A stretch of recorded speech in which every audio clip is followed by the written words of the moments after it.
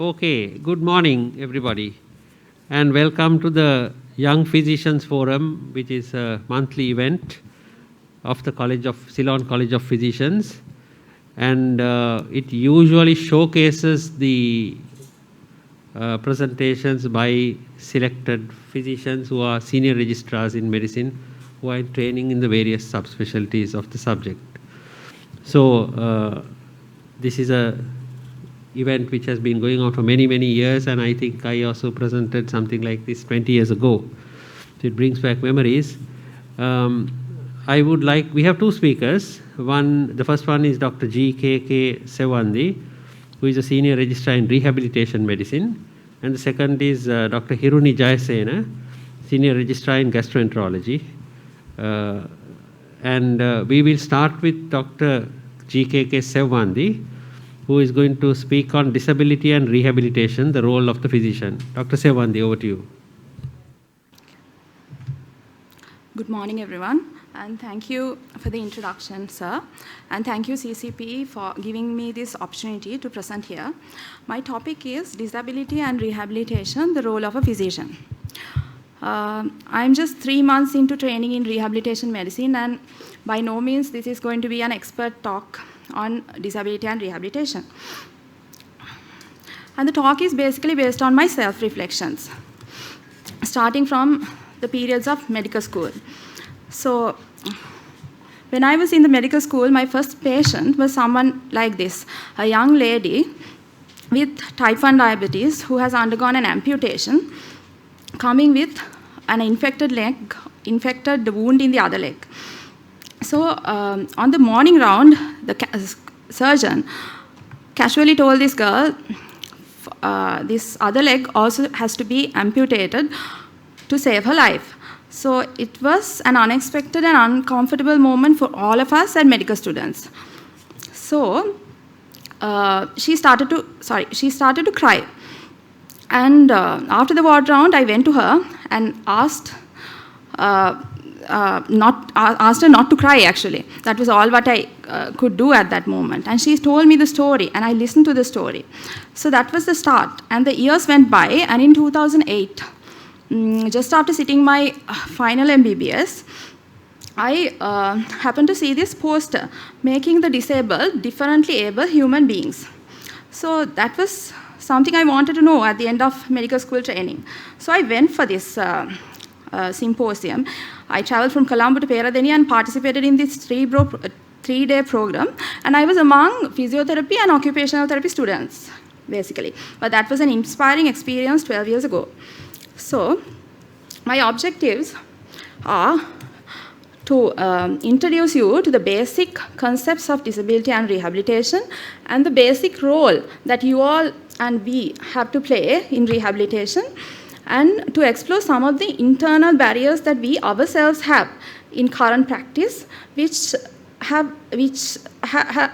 prevented us from doing the best for the disabled, and also to share a few practical tips for your daily rounds, and most importantly, to stimulate you all to self-reflect on this subject.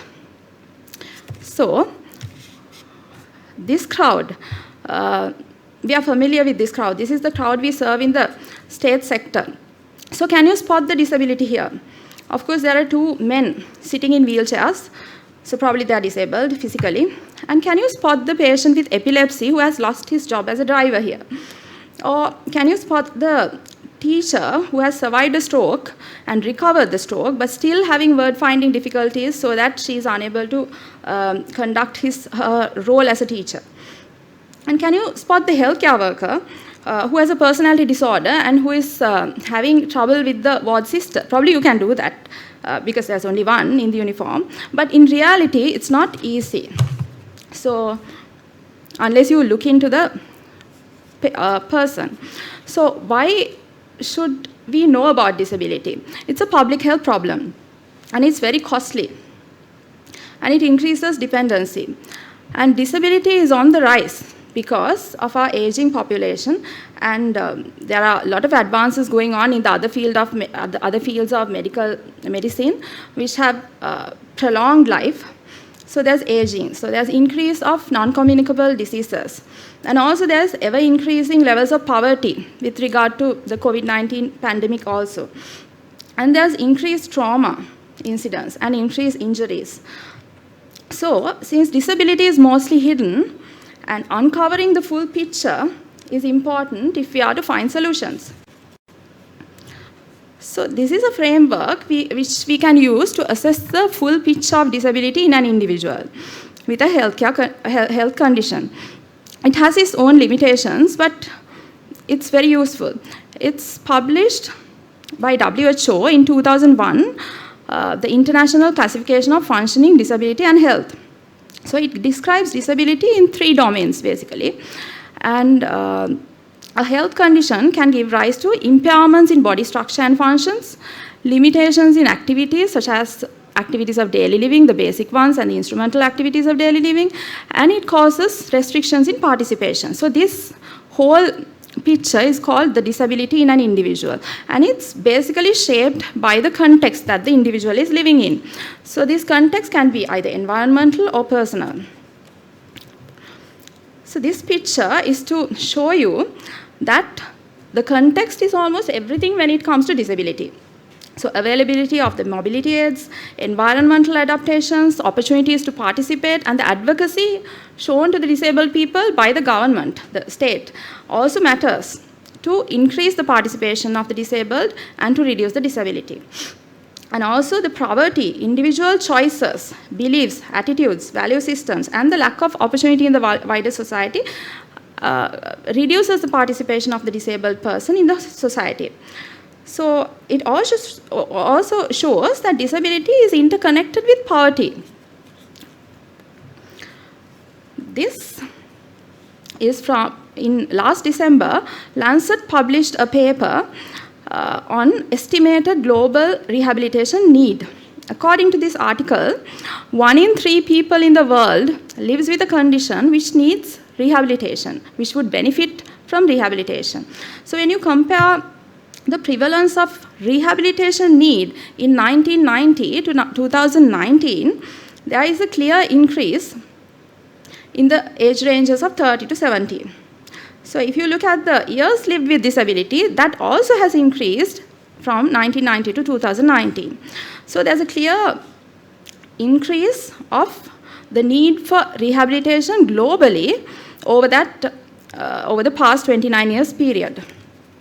So there's a strong case for rehabilitation to be taken up as a role by every physician.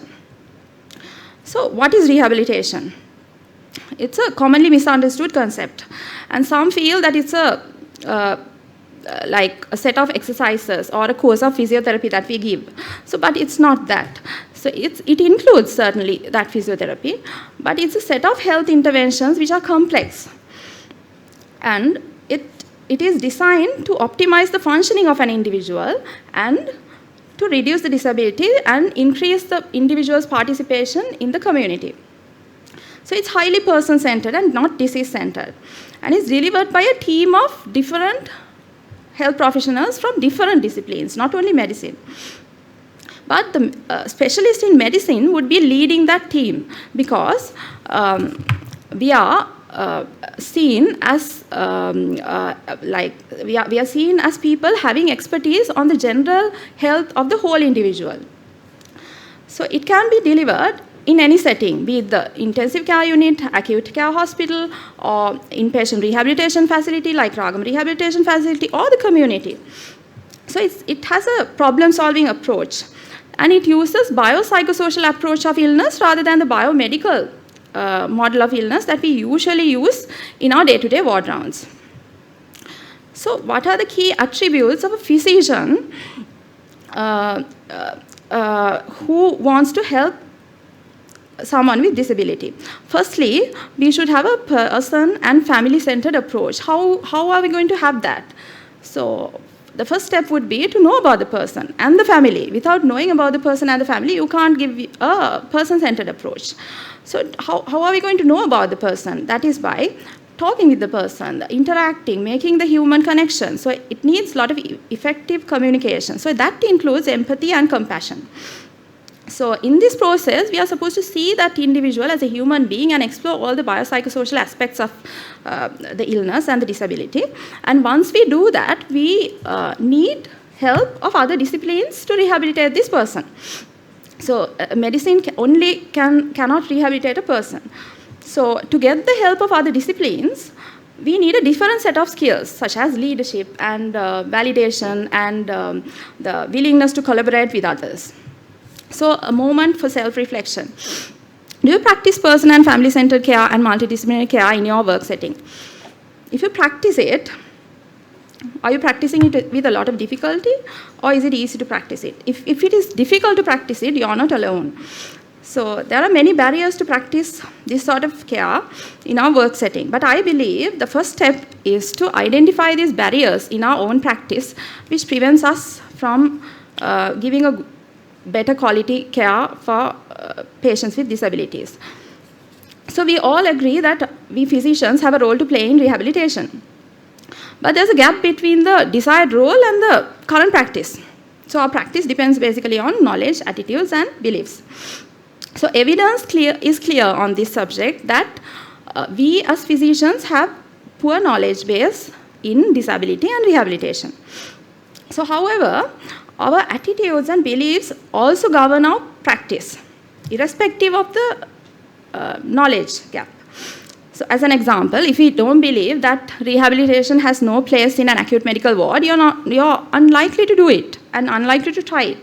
And if you're not humble enough to talk to the physiotherapist who is giving care to your patient in your ward, then you're unlikely to ask his opinion about the discharge plan of that patient. So the attitudes and beliefs do matter. So the first step in rehabilitation is to identify the rehabilitation need. So a useful psychological crutch, I would say, is to go by these conditions. This is a list of major conditions we commonly encounter in our medical practice, and like wards and clinics. All of them would be having a rehabilitation need. But there's an inherent problem with this approach, because disability and rehabilitation are not disease specific and they are person specific. So if we go by the condition, we are likely to miss it. And the other important thing is, no two people with the same condition will have the same rehabilitation need or the outcome. So, however, throughout our medical training, we have learned about diseases. We have excellent knowledge about diseases, but not human beings and their personalities and how to tackle with humans. So therefore, we have acquired a medical gaze. It's a term coined by Foucault in 1963, and it's still valid today. And there's a power gap between the physician and the patient, as you can see in my illustration. So doctors dominate, and doctors ask questions, and patients are supposed to answer. And in this process, the doctor will not the human who has the illness, but the disease that the doctor thinks is causing the illness. Doctor sees the patient as a collection of symptoms, cells, organs, systems. So this whole process lacks empathy and causes dehumanization. So the evidence says that physicians stop the patient talking after 18 seconds of them starting to talk. So, what's the solution for this medical gaze? I feel that the practice of narrative medicine is the answer. So it overcomes the medical gaze that we have acquired through our training. So listening to the patient's story will make us see the patient as a human being. With this approach, we are likely to see the patient's life goals, values, beliefs, attitudes, and expectations, and coping skills. And we will also get a clear understanding about the environment he is living, the family, its dynamics. And this type of information is very important to set meaningful rehabilitation goals of a disabled individual. And in this storytelling approach, the patient will be getting a therapeutic effect as well.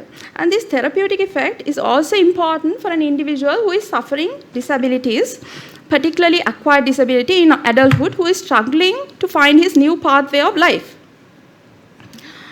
So, acknowledging the limitations of our own medical training is important if we are to change the practice. So, this is an article on dehumanization in medicine, the medical training, and which explores the causes and the ways to fix it. And this is about empathy decline and its reasons during medical student days and residency. So, the evidence is there. So, the crisis is, the compassion crisis is the elephant in the room. So it's not limited to healthcare. It's very prevalent in the general society. And with the current COVID-19 pandemic, that has worsened this compassion crisis in healthcare particularly.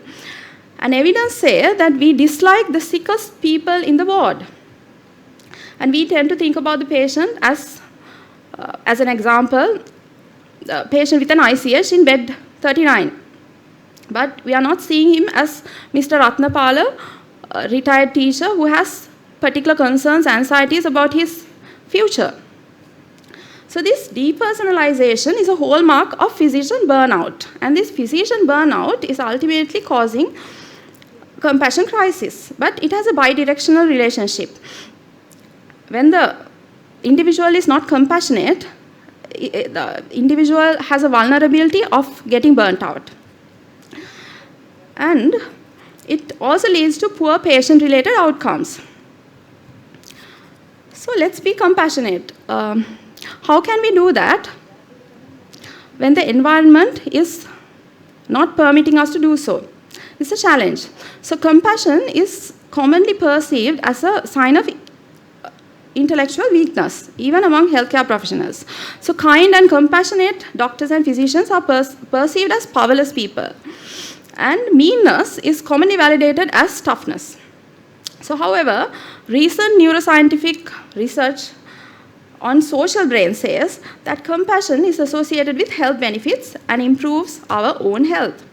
So when we see a sick and disabled suffer, we are likely to activate brain areas associated with negative affect.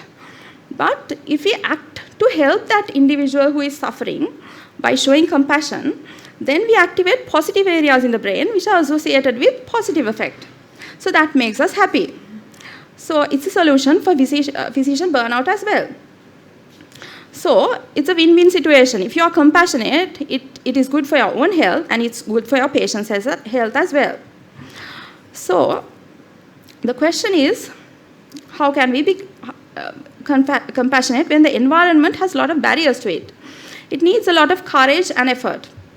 So as an example, requesting to untie the restraints of a delirious patient in your ward might create negative attitudes, negative feelings among the other health staff who are looking after the patient. Another example would be requesting to insert an enema to a patient who has fecal impaction and overflow incontinence will make the health attendant unhappy because it's a lot of work for him. So this is common in our practice. So however, if we give in and get adjusted to this compromised environment, we are not likely to achieve a change. So we will also not be able to be compassionate individuals. So we'll have to be creatively maladjusted to the compromised environment. So it's a term coined by Martin Luther King, and he was shot to death because of his maladjusted behavior.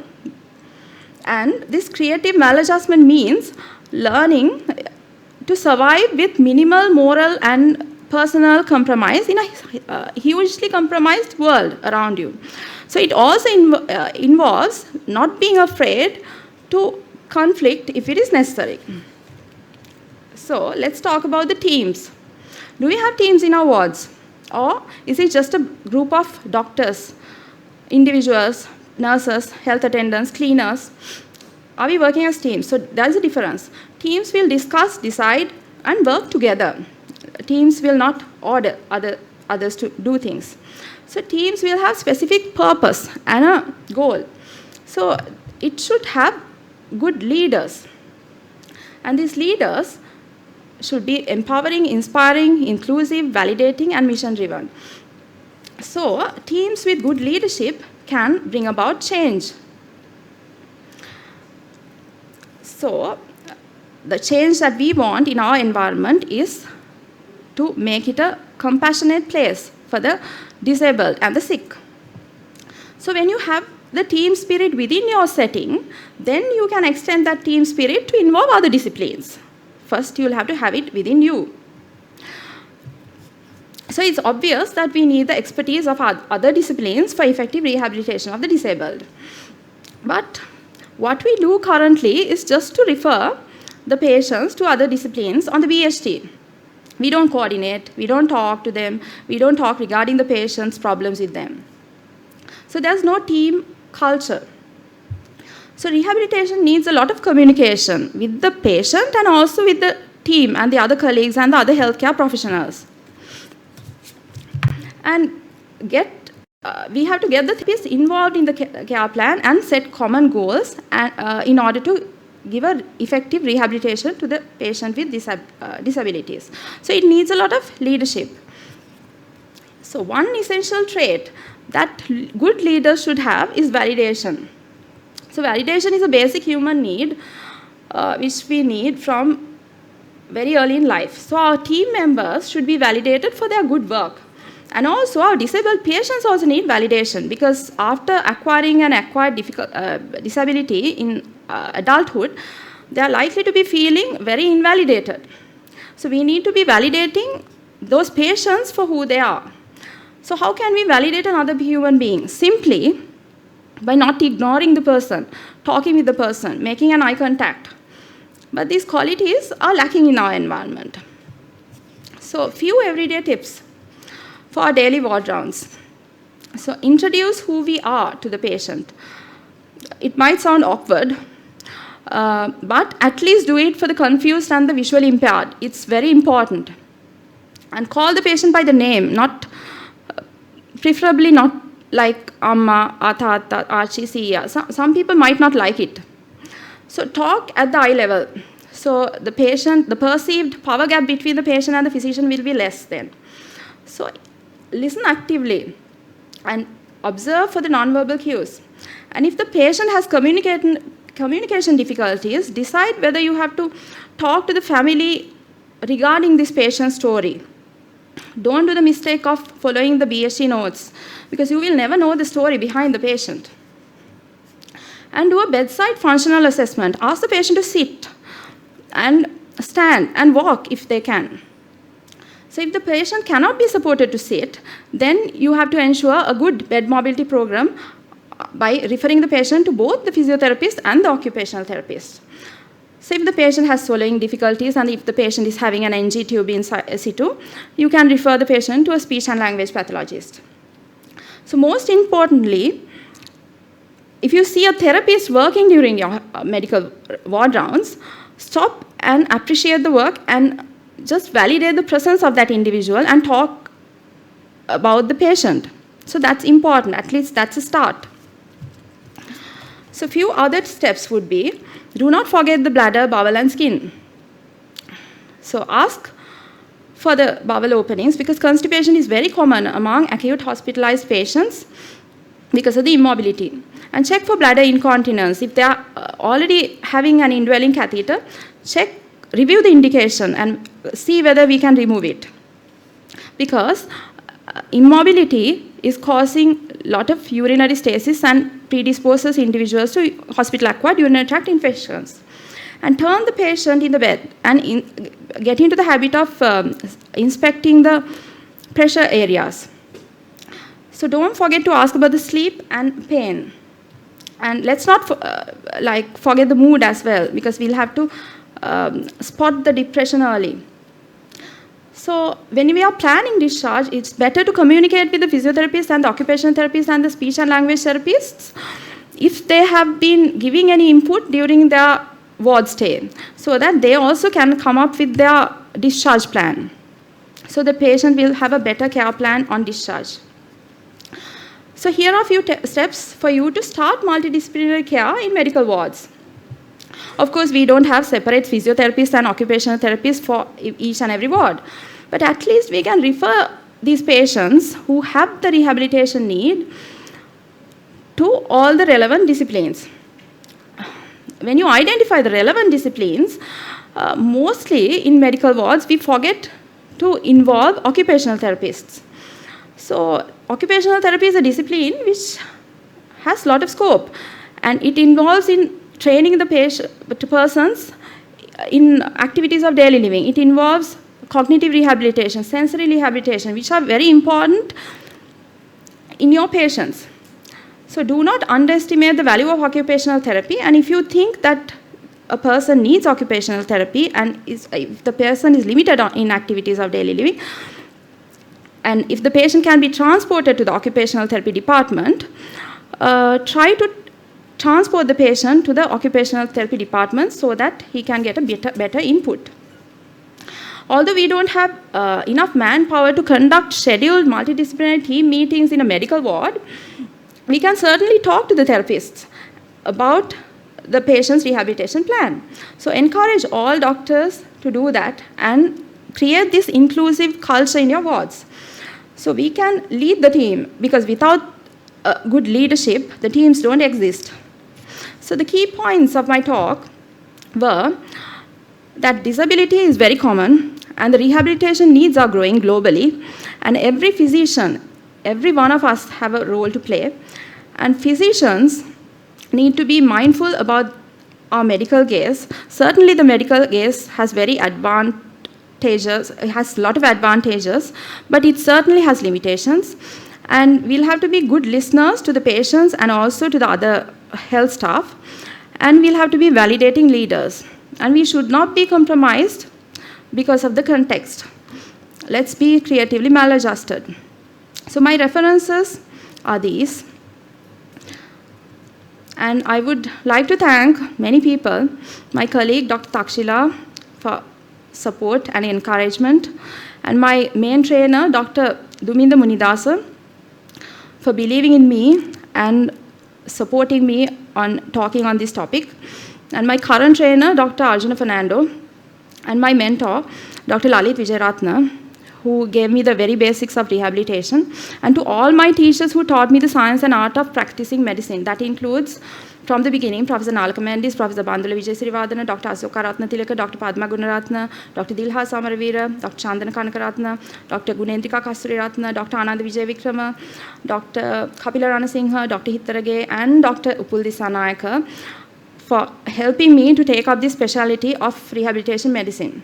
And to all my colleagues, doctors, nurses, physiotherapists, healthcare workers, all of them who have worked with me, and to all my patients and their families, and to my own family. Thank you for listening.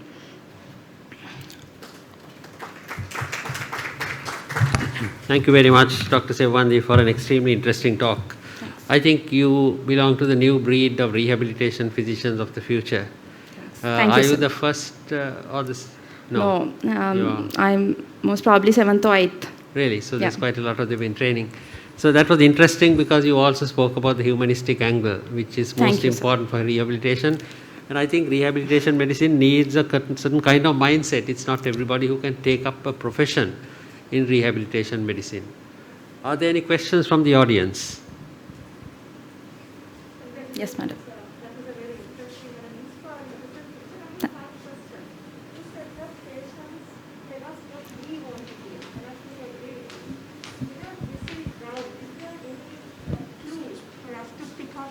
Actually telling us only what we want to hear, and how can we move from there to get what they want to really tell us? Well, that's a good and difficult question. But in my practice, what I would do is to observe, because the patient tells a good story with the non-verbal cues, the emotional status of the patient. So when they talk, it's not really the talk, the content, but the way the patient tells it. That's very important.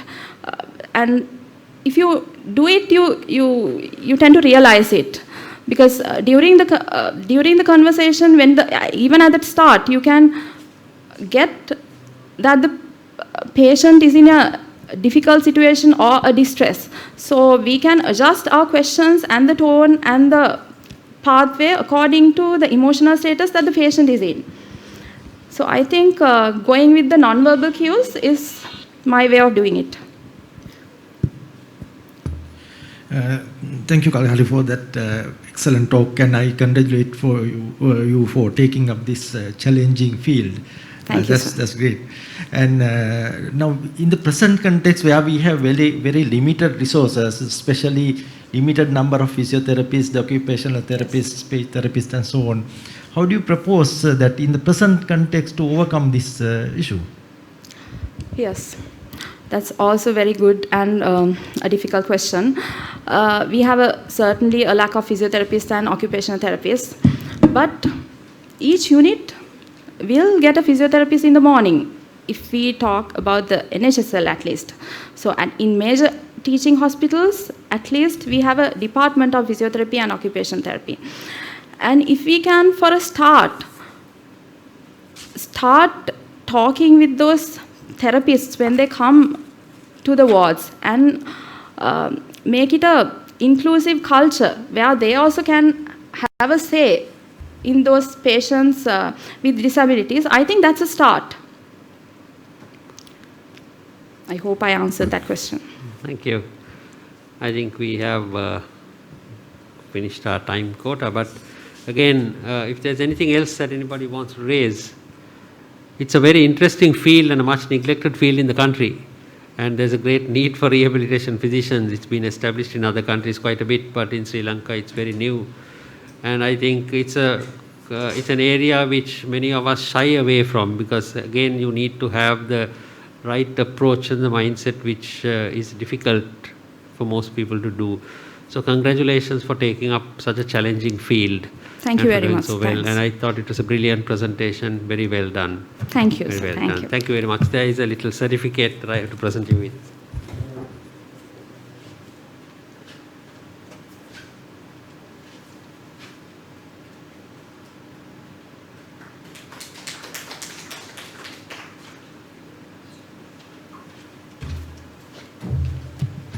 So we move on to our second speaker of the Young Physicians Forum. I need to get my glasses out.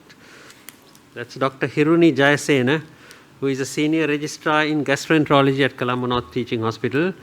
Dr. Jayasena is going to speak on COVID-19 and the GI tract, more than meets the eye. Thank you. So the floor is yours. Thank you, sir.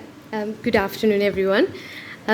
I'm going to be talking to you today on a very timely topic of COVID-19 and its implications on the GI tract. So I know most of you all may have had talks on COVID-19, but I'm hoping to give it to you with a GI twist.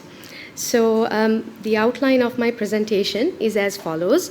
We were going to discuss why we need to worry about the GI tract with regards to COVID-19, and what are the implications when it comes to the common GI illnesses that you might come across on the ward setup, such as cirrhosis and IBD and other not so common conditions as well. And we'll discuss a little bit about practicalities. So just in a brief summary, just so that we can refresh our memory on COVID-19, as you all are all aware, it's caused by SARS-CoV-2 virus, a single-stranded RNA, where most of the patients are asymptomatic. However, they can develop life-threatening pneumonia with respiratory failure and result in death. Commonly present with fever, cough, and dyspnea, and it's spread by aerosol and respiratory droplets with an incubation period of 14 days. And there's a high risk categories such as the elderly, the patients with chronic diseases, smokers, and immunocompromised states. So just to go through a bit of pathophysiology, which will become apparent as the presentation moves on, why we need to know about this with regards to GI tract. The virus actually enters the host cell with the interaction of the spike protein, which is on the surface of the virus, with the angiotensin converting enzyme 2 receptor, and therefore it facilitates the entrance of the viral genome into the host cell and leads to viral reproduction. And ACE2 receptors are actually expressed in the GI tract, mainly at the glandular cells of the gastric, duodenal, and rectal epithelium, the cholangiocytes, as well as the hepatocytes. And just so that you're aware that once reproduction of the virus takes place, it stimulates cellular immunity and humoral immunity, which increases the cytokine and chemokine production, leading to a cytokine storm, which results in a hyperinflammation that can lead to target organ damage. And this usually involves the lung, but there is damage that can take place in the gut as well. So why do we really need to worry about the gut? First of all, GI symptoms are not actually very uncommon when it comes to COVID-19 presentation. Up to 10% have been found to be having GI symptoms, according to a rapid review done by the American Gastroenterology Association. 1 in 5 of those patients had at least had one GI symptom. And commonly, they presented with loss of appetite, diarrhea, nausea, vomiting, and abdominal pain. 14 to 53% had high transaminases, which were self-resolving in most cases, and hypoalbuminemia denoted severe infection. Immunosuppressed patients obviously are at risk of having having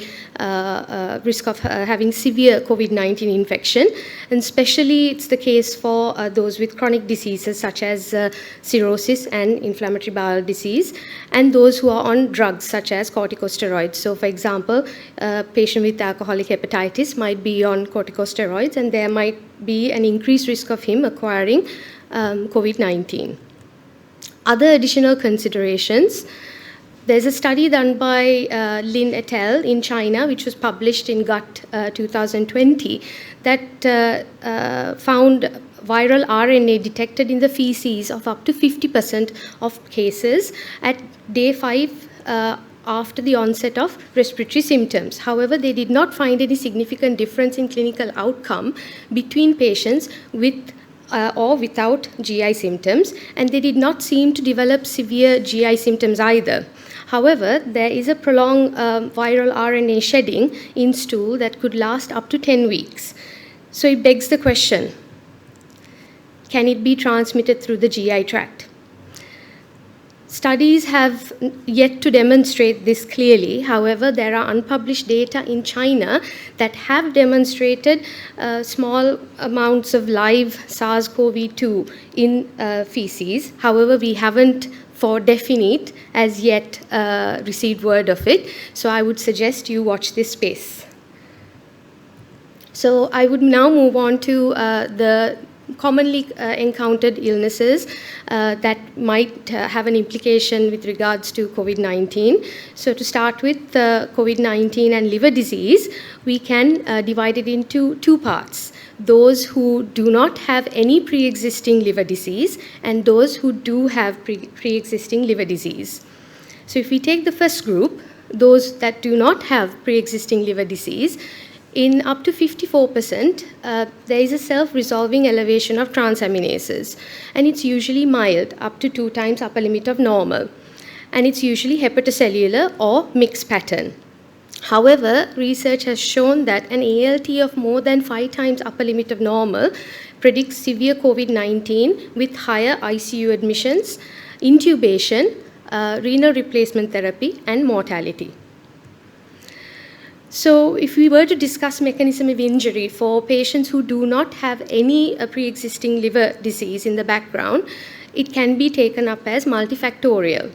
And 4 types of mechanisms have been identified, one of which is the direct cytopathic effect of the virus itself that can result in lysis of the host cells, the cytokine storm, which I touched upon briefly in the pathophysiology, which leads to hyperinflammation and damage to the target organs with necrosis and apoptosis of cells, and sepsis itself with increased inflammation. There are cytotoxic T cells that can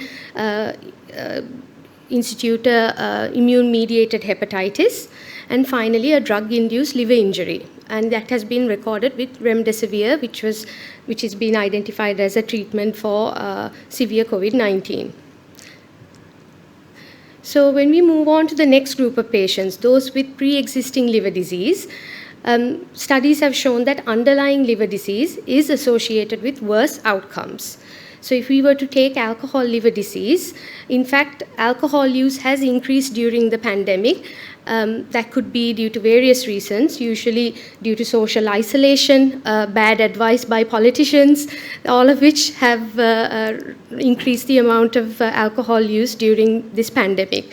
And as a result, we are seeing more and more cases in the US, for example, with COVID-19 associated with high risk of alcohol liver disease. There is also increased COVID-19 risk associated with other comorbidities such as diabetes and CKD, and the use of corticosteroids, as I mentioned earlier, in alcoholic hepatitis, that renders the patient immunosuppressed and at risk of developing severe COVID-19.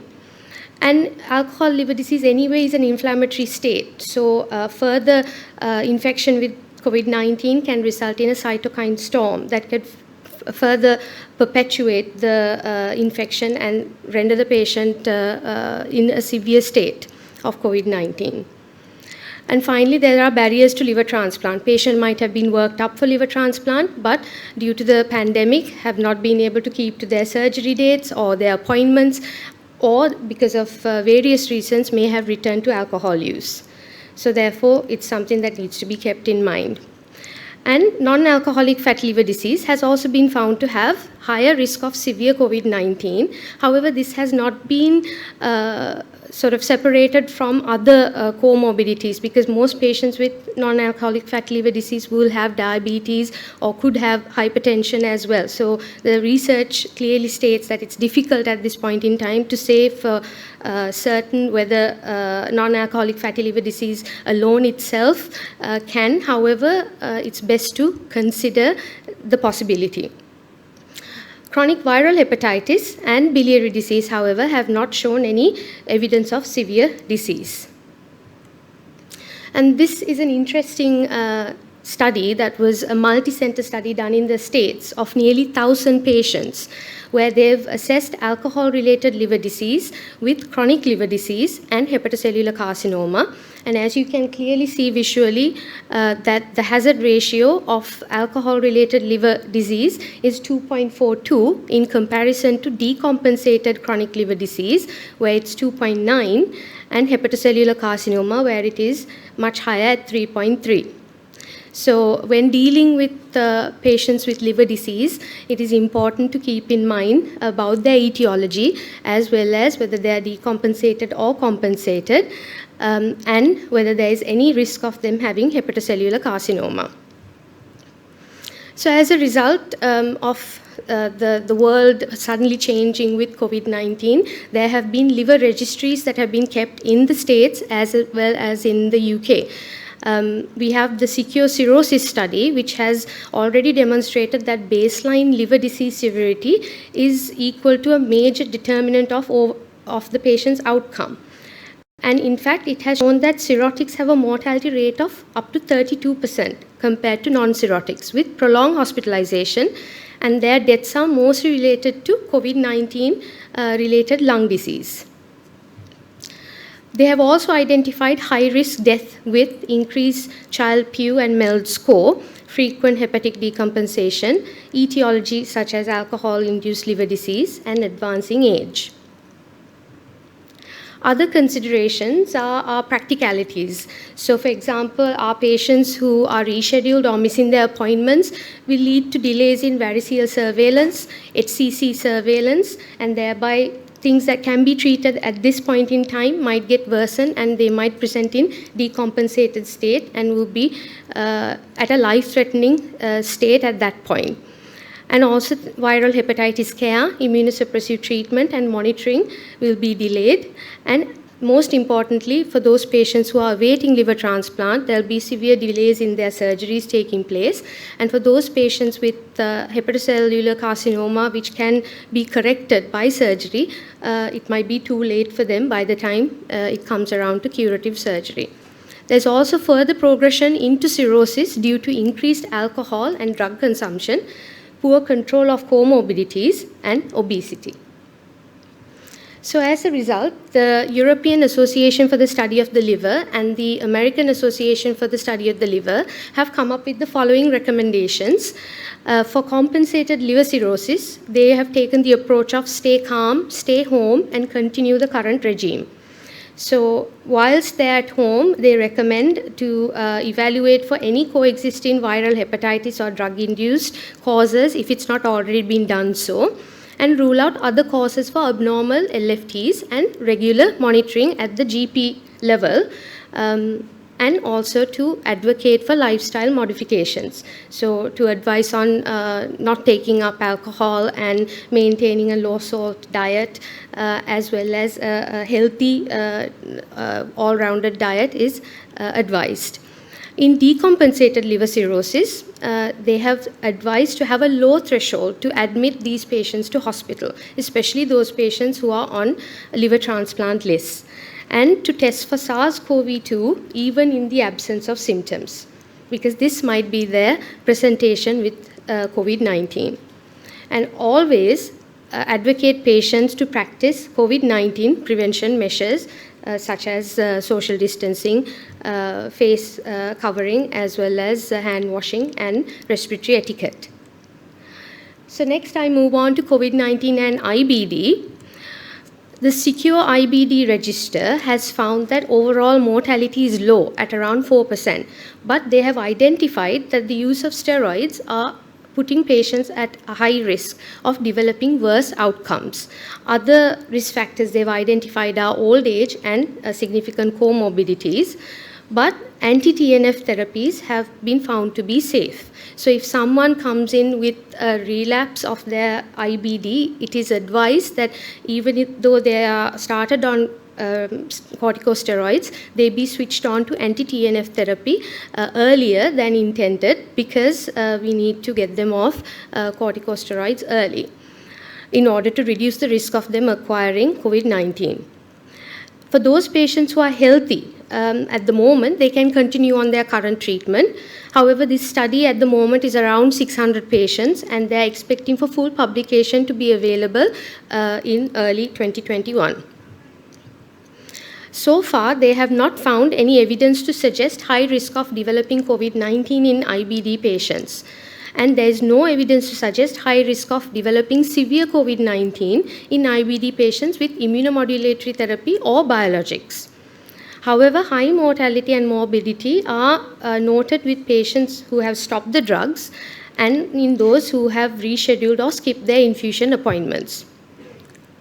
So therefore, the BSG and AGA recommendations are to continue patients on current IBD therapies in healthy IBD patients, try to go for the lowest possible dose of corticosteroids, monotherapy with biologics rather than combination therapy, and postpone non-urgent endoscopy and surgery.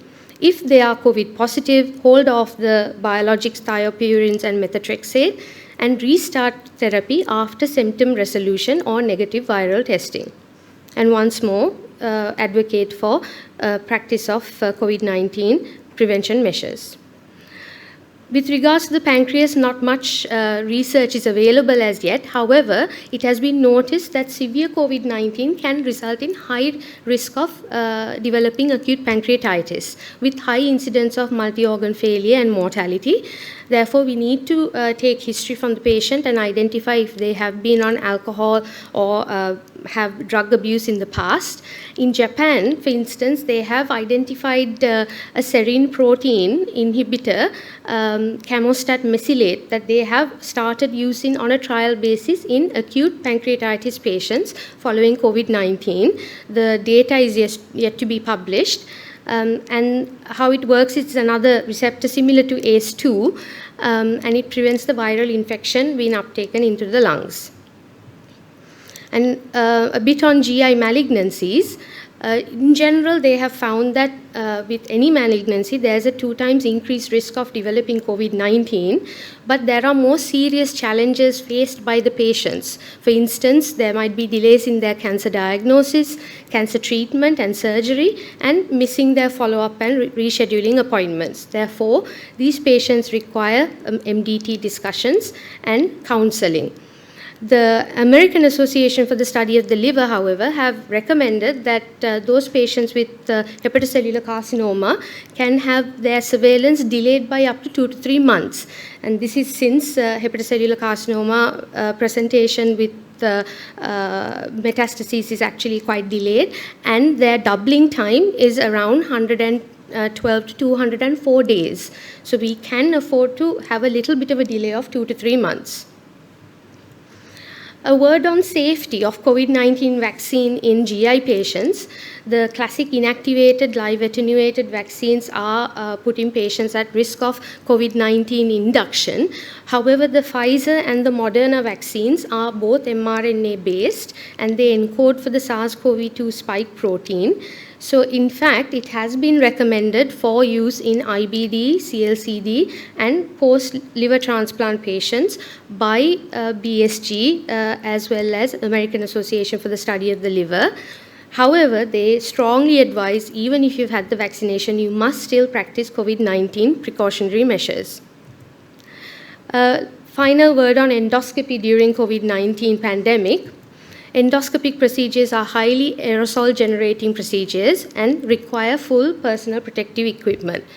So we have aerosol dispense when we are inserting the endoscope into the patient's oral cavity, and when we are using the biopsy channel, as well as when cleaning, and also even though colonoscopies are considered low risk, because we haven't still established whether there is fecal-oral transmission of the virus, it is best taken with all precautions when doing colonoscopies, because the virus can survive up to 72 hours on contaminated surfaces, and aerosol can remain in air up to 3 hours. So therefore, it is advised that PPE in this manner be taken up when performing endoscopy. And I'm happy to say at Ragama we are practicing this presentation of PPE with N95 mask and use of double glove strategy, and waterproof gown and face shield and goggles with disposable hair cap and shoe covering, in keeping with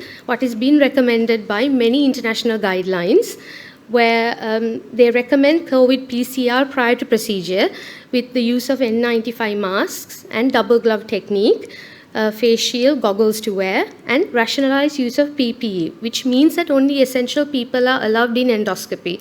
So ideally no medical students, no junior doctors, only people who are performing endoscopy and the relevant staff.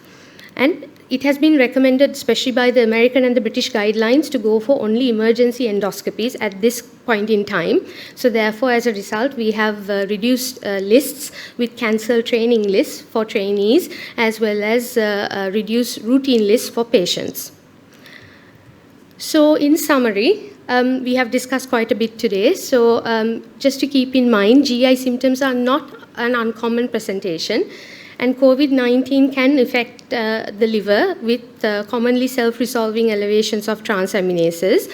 Underlying liver disease is actually associated with a worse outcome, and it's found to be mostly for alcohol liver disease and non-alcoholic fatty liver disease, and have a low threshold for admission and test patients for COVID-19. With regards to IBD patients, steroids are a risk factor for worse outcomes, so therefore try to keep them on the lowest dose possible. And with GI malignancies, remember there's a 2 times increased risk of developing COVID-19. And with pancreatic disorders, it's in fact severe COVID-19 can result in high risk of acute pancreatitis, so watch out for that in your COVID-19 patients.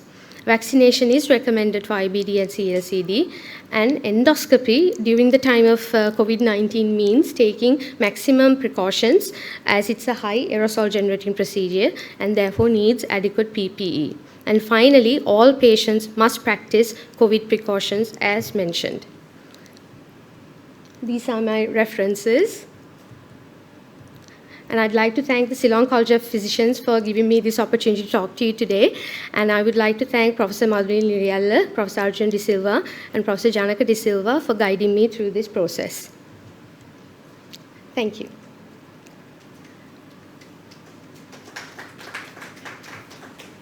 Thank you very much, Dr. Jayasena. I think we have time for questions. that was an excellent talk on a very timely topic. I suppose the implications of, you rightly pointed out the implications of the virus infection on severity of disease and outcome, and also on how the complexities of dealing with COVID-19 patients has impacted on the delivery of healthcare in patients with Yes. gastrointestinal Yes. problems. So that was very good. Thank you. Yes, we have a question over there. You said something about pancreatitis. Now some of the viruses can cause acute pancreatitis, such as oxettione. Are there reports saying COVID-19 causing acute pancreatitis, presenting with acute pancreatitis? Yes, there has been. However, it's of low incidence, 0.27%. Okay, did they have the respiratory symptoms also? Just they present with the Later on, pancreatitis? they had developed respiratory symptoms. However, here, the research is pointing towards COVID-19 patients developing acute pancreatitis, whereas the other way around, Yeah. it seems to be of low incidence. Okay, thank you.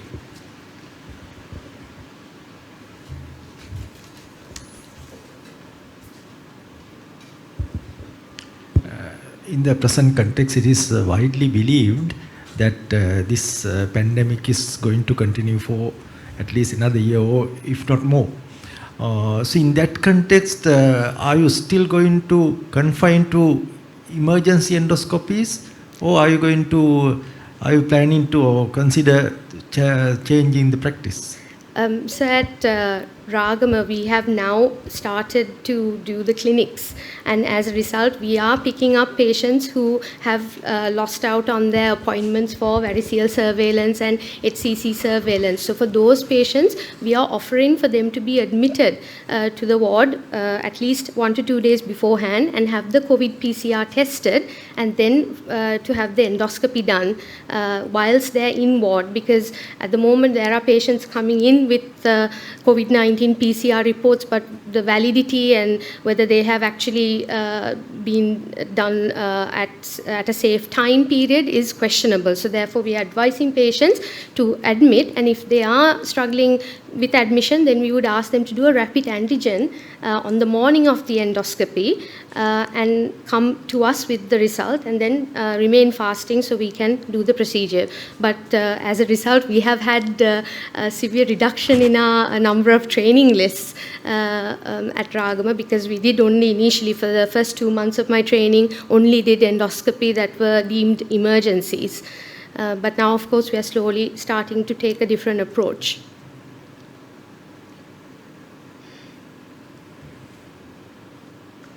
We have a couple of minutes more. I wonder whether I can ask a question in that case. Is there evidence of transmission of COVID-19 through stool fecal contamination? Anything in the literature at all? Not to Not yet. what I've gone through, Because sir. you did say that it's the viral particles are found, Yes. RNA is found. RNA viral particles Yes. have been Whether found. they are intact particles, we don't know. No, sir. Yeah. The research did suggest in China that at the moment they are trying to isolate, and one particular group had isolated a live SARS-CoV-2 virus. However, it's not published. So the present state is that at the moment we are not having fecal-oral transmission, but they are planning on evaluating it further. So we might hear more about it in time to come. Yeah. Isn't that something that can be studied in your Yes. context? Yes, because at the moment with colonoscopies, up until recently, we had been sort of doing it as a low-risk procedure, and we didn't necessarily have to check Yeah. the PCR of the patient prior to colonoscopy. But when we started reading this, we obviously changed our practice. So everyone gets a PCR before Even colonoscopy. for colonoscopy? Yes, sir. Right. Yeah. Okay. Any other questions? Chandani? Nothing to ask? So thank you very much. That was very interesting. I think we've had 2 brilliant presentations today.